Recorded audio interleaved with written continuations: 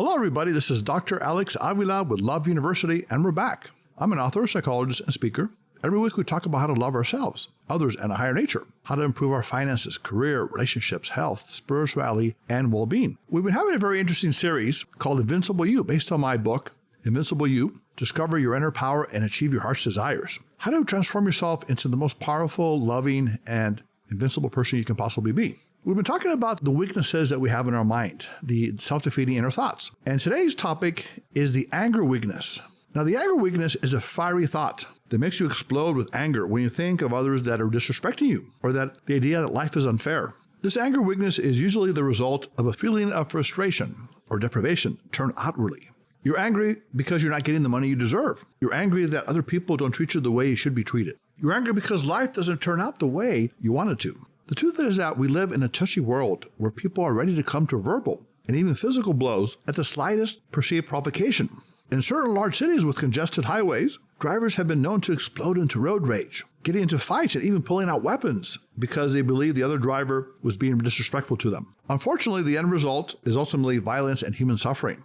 If the anger weakness is such a pervasive part of our lives, what should we do to reduce its intensity and destructive tendencies? What can you do to master this anger weakness? The first thing we can do is to practice what's called anger dissociation. The way to do this is to observe your anger without identifying with it, without thinking that it is you. Try this exercise at home this week. It is called the anger dissociation exercise. The next time you're feeling angry, be fully aware of yourself. Consciously feel the knot in your stomach, the burning sensation in your face, the desire to yell at someone or attack them verbally or physically. When you feel this way, you won't do anything about it. You won't release the anger verbally or physically in this exercise. Instead, you will simply observe and dissociate yourself, separate yourself from the anger weakness. You will separate your true self, your invincible mind, from the hot, burning coals of anger. Instead of labeling the sensation as anger, see it as a color, maybe red or another color. Visualize how this entity, this color red, for example, is howling and screaming, boiling for a fight. You can sense its raw power, its rage.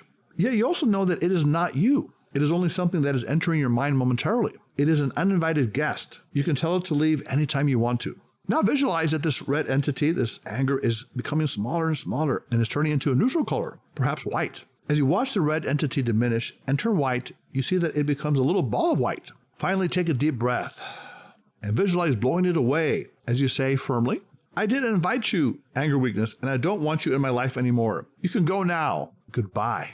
When we talk about anger weakness, it's important to separate or to distinguish between anger, the emotion, and anger weakness, the negative thought pattern.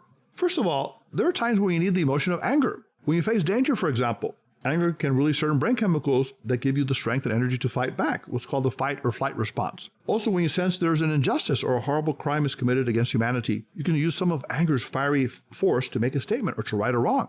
That is anger used rightly. The anger weakness, on the other hand, is an exaggerated form of ego slight, or anger that tells you that you're right and everyone else is wrong for mistreating and disrespecting you. The anger weakness keeps you weak and controlled by its fiery nature, insisting that life or other people are unfair to you, demanding that you need to get what you deserve. The good news is that you can diminish the destructive force of the anger weakness by changing its attacking energy into a sense of harmony and balance. How do we do that? How do we transform anger into harmony, or the anger weakness into harmony?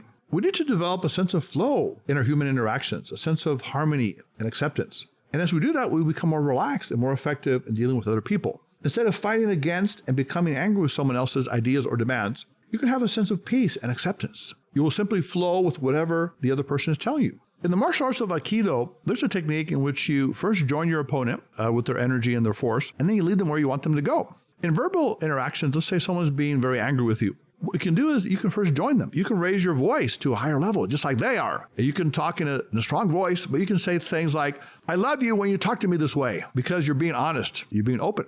And even though your voice is strong, your words are soft and loving, and this will disarm the person. It will change them in a different direction, from anger to kind of a curiosity. What are you saying to me? And then maybe to acceptance. So what you're doing here is that you are accepting their forceful energy at the moment, but you're not accepting their negativity and their attack. You're simply absorbing the energy. You're coming back with your own forceful voice, but you're softening the blows with words of love and understanding. This is a very powerful technique where you can diffuse many conflicts and many angry situations with people that are coming out at you in a violent way, because you're neither afraid of them, nor do you confront them in an angry way, but you're in mastery of your own mind and your own feelings, and you can transform the anger into harmony. When you do this, you're not being inauthentic or dishonest. You're simply acknowledging their position and then advancing your own in a firm but peaceful way. Although the anger weakness can be a stubborn foe, you can diminish its intensity and regain your calmness and composure. The key to defeating the anger weakness is non-reaction. Instead of reacting to the burning sensation inside you, saying or doing something you will later regret, you will focus on feeling the fiery sensations with full awareness, without fearing them or letting them control you. You will say to yourself, "This is a temporary burning sensation inside me.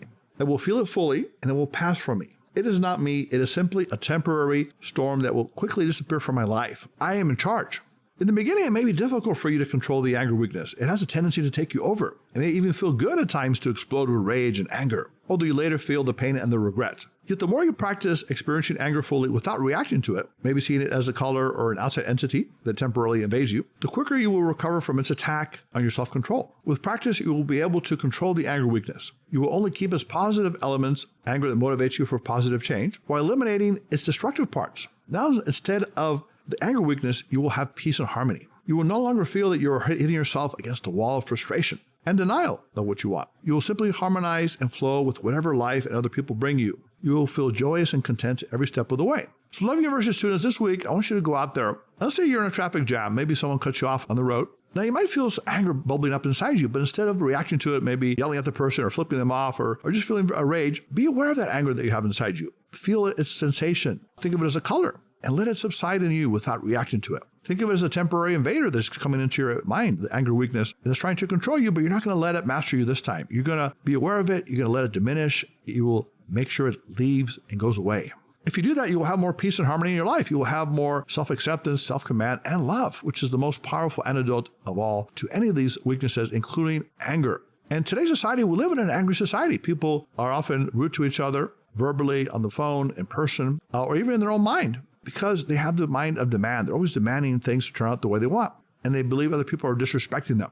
But you will be different. You will see how people suffer from their anger. Their face turns red, their veins pop, they lose control, and they appear maybe foolish at times. You will learn the reverse lesson by being the opposite of that. Instead of impatient, you will be patient. Instead of being frustrated, you will be accepting. Instead of being hateful, you will be loving. So Love University students, go out this week and practice the art of transforming anger into love and peace.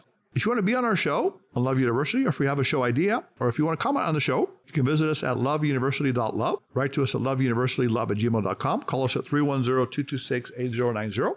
You can also subscribe to us on Podbean, Spotify, SoundCloud, and iTunes. You can like us on Facebook at Love University Podcast. Follow us on Twitter and Instagram at Love Letter U Podcast. And also, if you want to pick up a copy of Invincible You, the book, you can do so on Amazon.com, BarnesandNobles.com. And it's a book that can really help you transform your life and apply these principles to your daily life so you too can become invincible, powerful, and loving. So until next time, Love University students, put away your notebooks, your iPads, your phones, and go and have a great Love University week. This is Dr. Avila.